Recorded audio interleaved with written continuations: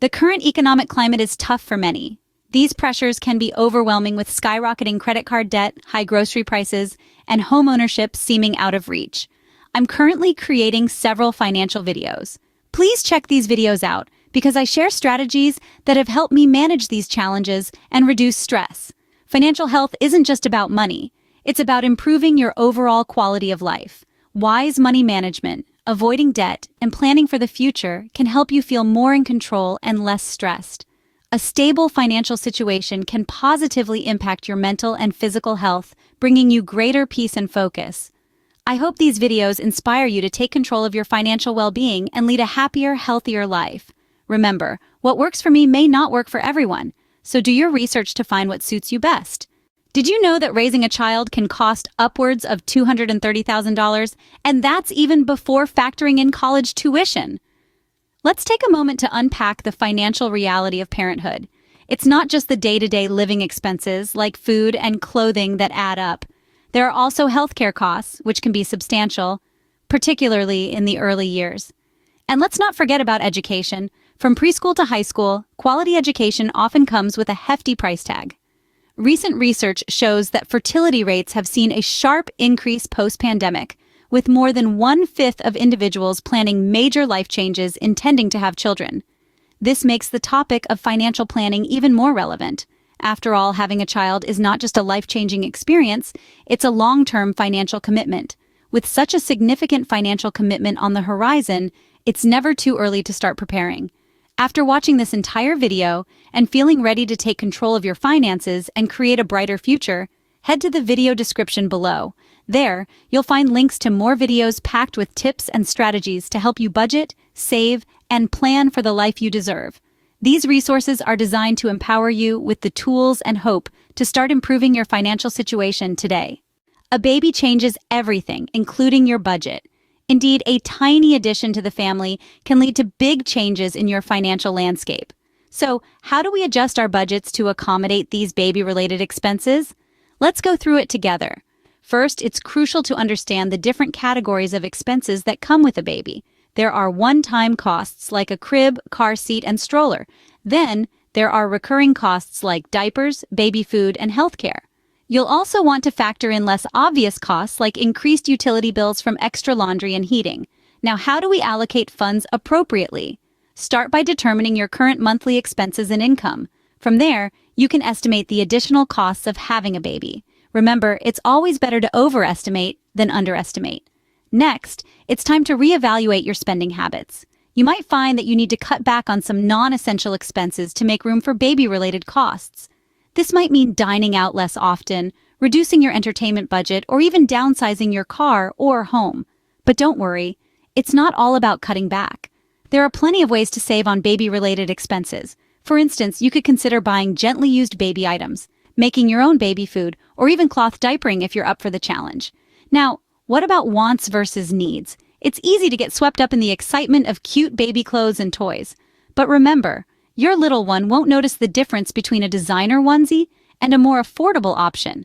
Prioritize the essentials first, and then if there's room in the budget, you can splurge a little on the wants. Lastly, always keep track of your spending.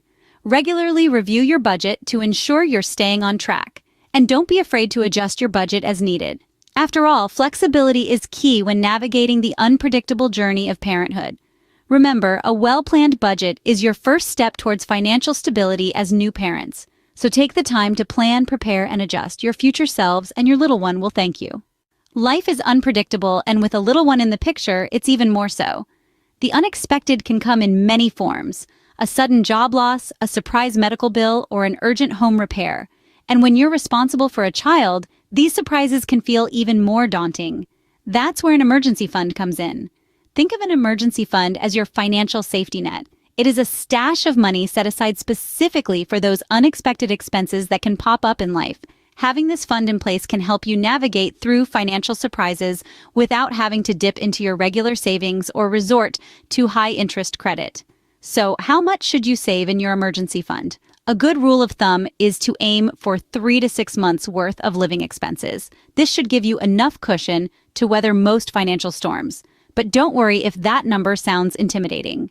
building an emergency fund is not about instant gratification. It's about gradual, consistent saving. Start small if you need to, and remember, every little bit counts. Make it a habit to put a portion of your income into this fund every month. You could even set up automatic transfers to make it easier. Remember, an emergency fund isn't just about money. It's about giving you the peace of mind knowing that you're prepared for whatever life throws your way. It's about knowing that even in the face of uncertainty, you have a financial buffer that can help keep your family afloat.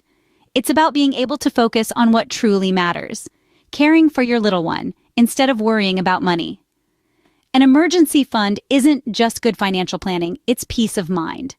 As I'm just starting on YouTube, your support would mean everything to me as I grow this channel and bring you more valuable content. If this video has been helpful or inspiring, I would appreciate it if you could like, share, and subscribe. Each new subscriber helps me reach more people who could benefit from these tips, and your support enables me to keep creating videos that focus on improving financial health and overall well-being. Thank you for being part of this exciting journey. Now let's get back into the video. When it comes to protecting your family's future, insurance and estate planning are key. Let's start with insurance. As soon-to-be parents, you should consider several types of insurance. The first one is life insurance. Life insurance is a safety net that provides financial protection for your family in the event of your untimely demise.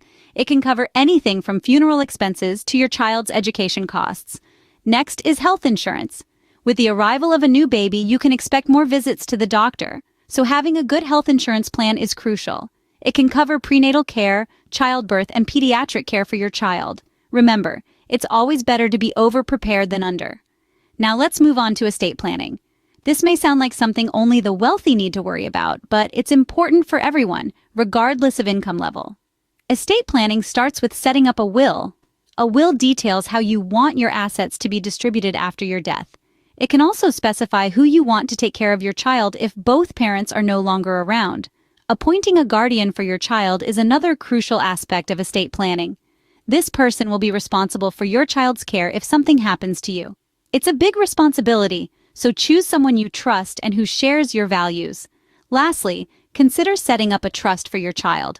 A trust is a legal arrangement where one person holds and manages assets for the benefit of another person, in this case, your child. It gives you control over how your assets will be used after your death, and it can provide financial security for your child's future.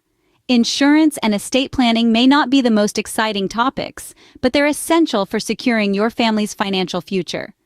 Let's not underestimate their importance. After all, preparing for the future is one of the greatest acts of love we can show our children. I'd love to hear from you. If you have any questions, tips, or personal experiences related to managing finances, drop a comment below. Your thoughts and insights can really help others in our community. Plus, I'm always excited to read your feedback and suggestions for future videos. While you're preparing for your child's arrival, why not also start preparing for their financial future? It's never too early to start thinking about this aspect. One of the best ways to do this is by setting up financial accounts for your child. A savings account in their name not only serves as a nest egg for them, but also teaches them the value of saving money from an early age. But don't stop there. Consider setting up a college fund as well.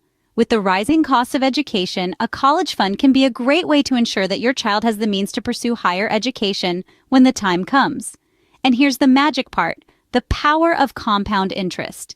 This is where your money grows exponentially over time, because the interest you earn is reinvested, earning even more interest. The earlier you start, the more time your money has to grow. Remember, these steps aren't just about saving money, they're about investing in your child's future. They're about providing them with opportunities. They're about setting them up for success and giving them a solid financial foundation on which to build their lives.